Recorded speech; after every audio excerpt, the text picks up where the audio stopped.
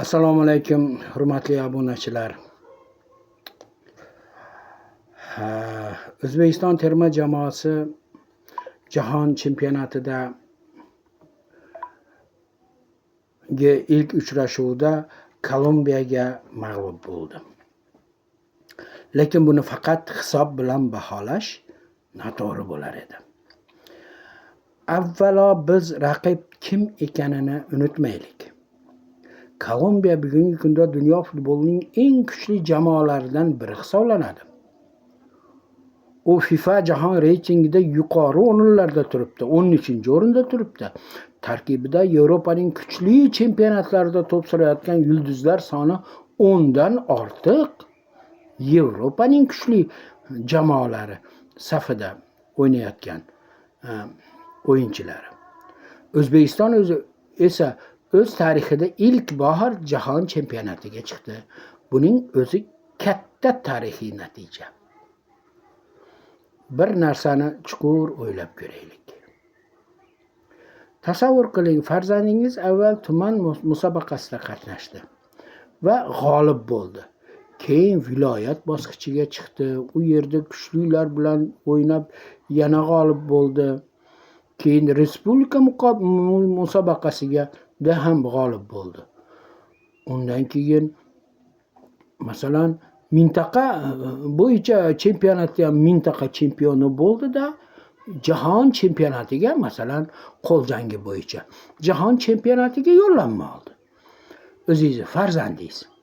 Va u yerda mana shu jahon chempionatida eng birinchi mana O'zbekiston bayrog'ini ko'tardi. Gimni yangradi-da boshlanishidan oldin. Keyin yutqazib qo'ydi. Jang qildi, yutqazib qo'ydi.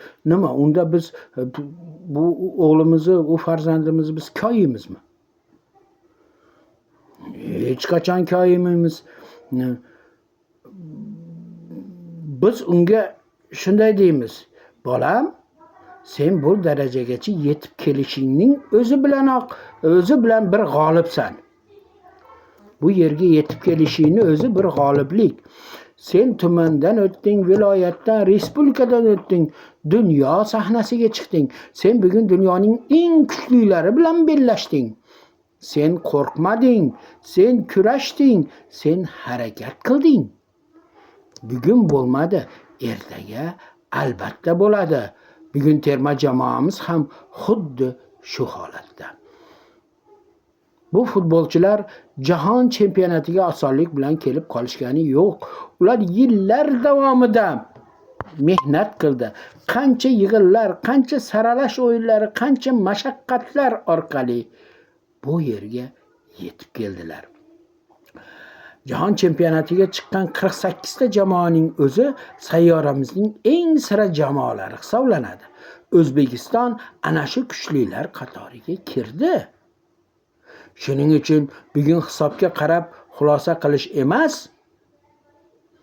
bosib o'tilgan yo'lga qarash kerak.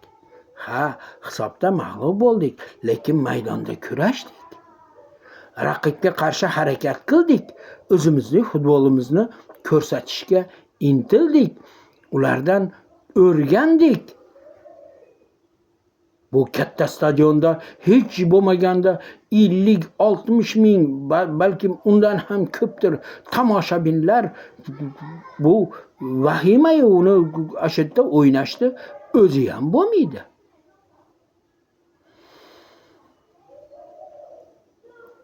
Eng muhimi, biz endi jahon chempionati muhitini ko'ryapmiz. Bu tajriba ertaga yanada kuchliroq bo'lishimiz uchun xizmat qiladi. Bugun Kolumbiya kuchli bo'lishi mumkin, ammo ertaga O'zbekiston ham ana shu darajaga chiqishi mumkin. Buning uchun esa futbolchilarga tanqid emas, ishonch va qo'llab-quvvatlash kerak. Unutmaylik, haqiqiy muxlis faqat g'alaba kuni emas, qiyin kuni ham jamoasi bilan birga bo'ladi. Keling, futbolchilarimizni ko'nglini ko'taraylik, ularga rahmat aytaylik, chunki ular O'zbekiston bayrog'ini jahon chempionati maydoniga olib chiqishdi. Bu hali boshlanishi. Oldinda yana o'yinlar bor. Oldinda yana imkoniyatlar bor. Oldinda yana g'alabalar bor. Biz ishonaylik. Ajab emas, mana shu keyingi o'yinlarda yana ham yaxshiroq o'yin ko'rsatsak. Nima deb qolamiz? Futbolchilarimizga, sizlarga omad, sizlarga kuch-quvvat, sizlarga muvaffaqiyatlar tilab qolamiz. Olg'a O'zbekiston, olg'a, biz sizlarga ishonamiz deb qolamiz futbolchilarimizga.